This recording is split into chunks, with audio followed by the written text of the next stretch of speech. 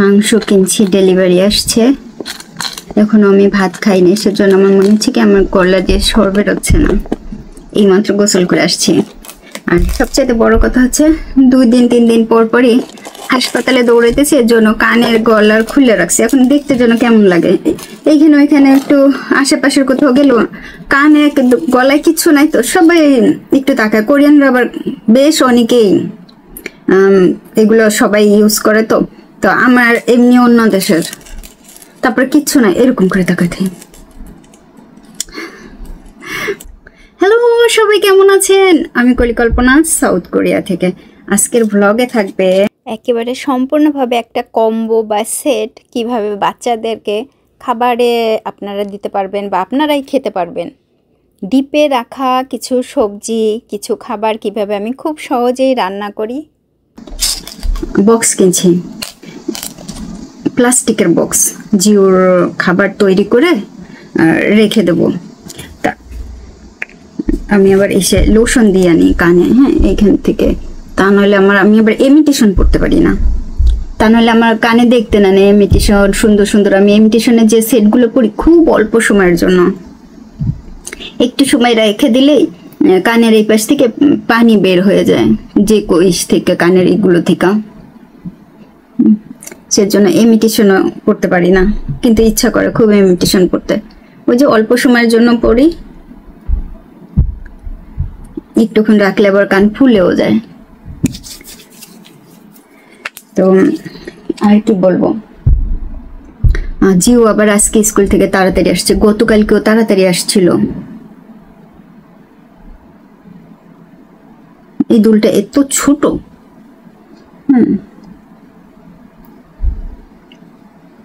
সবগুলো দুলি ছোট, দেখেন এখন একটু সুন্দর লাগতেছে না বলেন?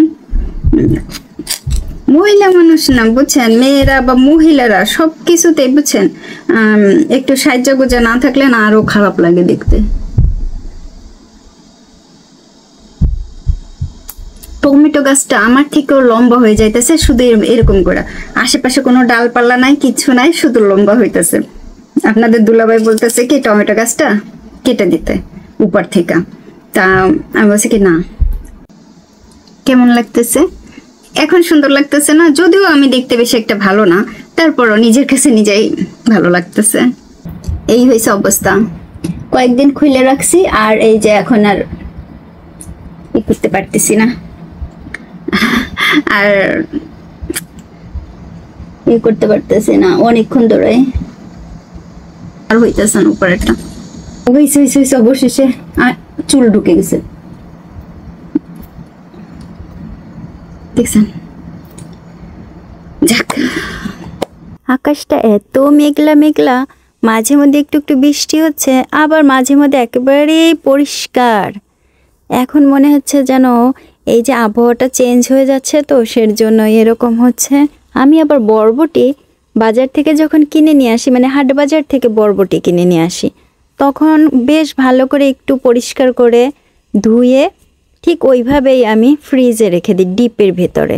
ডিপে রাখলে পরে আমি বহুদিন ওই বরবটি খেতে পারি, এবং বেশ কয়েক মাস কিন্তু ভালো থাকে। অনেকেই জিজ্ঞাসা করেছিলেন যে এটা ফ্রোজেন করার কীরকম কী নিয়ম।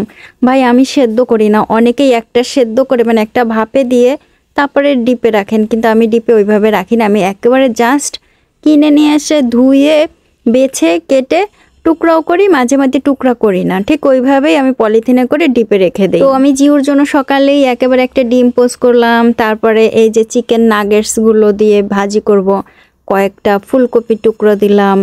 তার সাথে আমি চিন্তা করি যে ওকে কী কী দেয়া যায় যেন একটু ভালো ভালো খেতে পারে, কিন্তু ও ফুলকপি খাই না জানেন। ফুলকপিগুলো আমি ভাজি করে দেই কিন্তু ও খায় না। এই দেখেন আমি ডিপের বরবটি নিয়ে আসছি, ঠিক এইভাবেই ছিল, একদম ডিপের থেকে সাথে সাথে বের করার পরে না এমনভাবে ভেঙে যায়, হাত দিয়ে চাপ দিলেই ভেঙে যায়, এবং আমার খুব ভালো লাগে এইভাবে ভেঙে রান্না করতে। ঠিক এইভাবে ভাজা করে নেব, একটুক্ষণ ভাজা দিলেই হয়ে যায়, একটু লবণ দেবো উপরে, হয়ে যাবে। সব সবজি দিয়ে একটু ভাজা টাজা করে না, আবার তো চিকেন আছে, চিকেনটা এটা একটু বেশ ভালো খায়, চিকেনগুলো খুব একেবারে হাড় ছাড়ায়, খুব সুন্দর ডিজাইন ডিজাইন করা এরকম চিকেন পাওয়া যায়। ঘরে একটু মাশরুম ছিল, আমি মাশরুম অল্প একটুখানি কুচি করে টুকরো টুকরো মানে এই টুকরো করে দিয়ে দিলাম, মাশরুমটাও যেন একটু খেতে পারি। কিন্তু দেখবেন ও মাশরুমটাও খাবে না। তার ভিতরে দিয়ে দিলাম কয়েকটা টমেটোর টুকরা, এই টমেটোটা খাবে আর ওই চিকেন নাগেটস খাবে। আর বাদ বাকি সবজির ভিতরে বরবটিটা খুব পছন্দ করে। এই বরবটি যদি ওকে ভাজি করে দেওয়া হয় এত ভালোবাসে। আর বাকি সবজি ওই যে ফুলকপি আর মাশরুম মানে ফসত, আমরা বলি ফসত মাশরুম, এইটা কিন্তু একেবারে ধরাই থাকবে, ধরবেই না। মনের ভুললে ও একটু টাচ করবে না। আসেন একটা দুঃখের কথা শেয়ার করি, মানে আমার খুবই দুঃখ লাগতেছে, কষ্ট লাগতেছে। আমি নিজেকে বুঝাইতে পারতেছি না যে আমার ছেলেটাকে কয়েকটা দিন না দেখে আমি কিভাবে থাকবো। কোরিয়ান হাসপাতালে আমার যেখানে অপারেশনের জন্য সমস্ত কিছু ঠিকঠাক হয়েছে, আমাদের একটা ডেট দেওয়া হয়েছে, এই যে গত 2-3 দিন আগে একটা ডেট দেওয়া হয়েছে। তারপরে এখন এই যে বারবার যাইতে যাইতে এখন ওনারা আমাকে যে ডেটটা দিছেন সেই ডেটে আমি যখন ভর্তি হব তো ওনারা আমাকে বলে দিলেন যে অমুক দিন আসবেন, ভর্তি হবেন, তারপরে বিকেলের দিকে অপারেশন হবে। তো আমরা ডিটেলসে জানতে চাচ্ছিলাম যে আসলে কেমন কি রুম বা কি বৃত্তান্ত। কি বললো জানেন উত্তরে, যে আপনারা আগে আসেন, ভর্তি হন, তারপরে ওই সময় সব কিছু জানতে পারবেন। তারপরে ডক্টর কি বলল যে অপারেশন কিভাবে করবে, ঠিক আছে, মানে কোন সিস্টেমে করবে বা কিভাবে কি করবে সেটাও ওই সময় বলবে। তিনি এখন ডিটেলসে কোনো কথাই বলবেন। আমি আর আপনাদের দুলাভাই তো ফুললি অবাক এবং খুবই মানে শকড যে কোনো কিছুই ওনারা একেবারে আগে থেকে বলতেছে না, ঠিক ওই সময় বলবে। তো আমি আসলে চিন্তা করতেছিলাম, আর আমাদের দেশের ডক্টর নার্সদের কাছে জিজ্ঞাসা করলে ডিটেলস বলতে থাকে যে কোথা থেকে কি হবে, কেমন কি হবে, সমস্ত কিছু বলে। আর আমরা তারপরও আমরা বলি যে আমাদের ডক্টর ভালো না, নার্সরা ভালো না। যারা দেশে আছেন, যারা আমার মতো এরকম মাঝে মধ্যে চিন্তা করেন বা অন্য করে, তারা অবশ্যই ধন্যবাদ দেবেন। আমাদের দেশের ডক্টর নার্সরা অনেক অনেক ভালো এবং খুবই তারা মানে কি বলবো বন্ধুত্ব সুলভ, যেটা আমি বলি।